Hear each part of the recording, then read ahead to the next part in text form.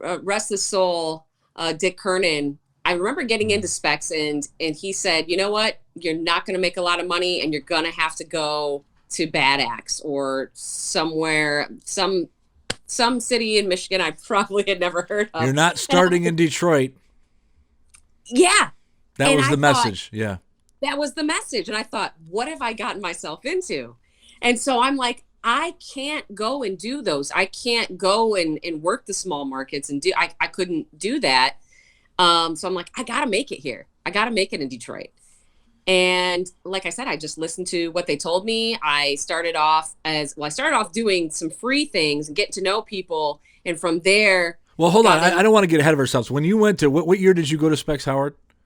It was 2010. Okay. And I graduated in 2011. It was only an 8-month program at the time. Now, were you still doing, was it, because when I went as a student, and even when I taught there, before you became a student, it was broken into, like, the first marking period was both radio and television. And so at the halfway mark, you selected whether you wanted to take radio as the radio path, or did you want to go TV? Was that still the curriculum? If not, what was it? How was it different? No, it was. You had to make a choice. And that was tough for me because I got in there and I'm like, I actually really do well with television, but I didn't, I just got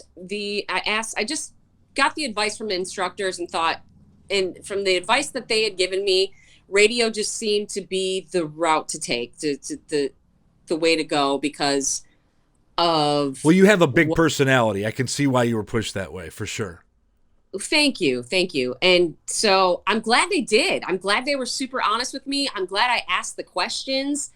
And I'm glad that I took their advice because as cool as it would be to be on television, radio is something special. Once you get in there and you start doing it, you're like, this is where I belong. This is where I want to be.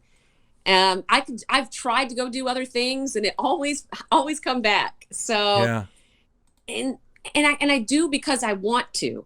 Right. It's not because I'm dragged into it or, I guess I'll just take this job in radio. No, it's such an honor to be able to do this. It really is. It's not for everyone. And so I like to be in that little club. And I was told that too. Yeah. I was told that before, that it is a club that you belong to now. And it's interesting. You say, it was hard for you to select the radio side. It was for me too, because I went there determined. I knew that I wanted to be on talk radio. I knew I was going to go news. That's where I knew my direction because I went there, when I was 30. So I was a little bit older than most of my classmates.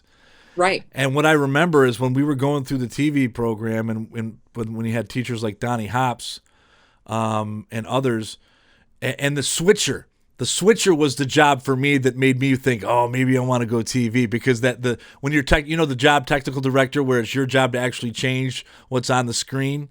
Yeah. That job almost made me reevaluate my entire thought process because I was like, maybe TV is where I want to be, but. Yeah. And for me, it was being an anchor. And then I ended up being an anchor on the radio for WJR. So how cool is that? It did all work out. It was really cool. It was amazing. Honestly, it's just, again, once in a lifetime opportunity. And that's the thing about radio too, is understanding that every job, because, to go back to talking about small market, large market, every job, every opportunity is really, to me, a blessing.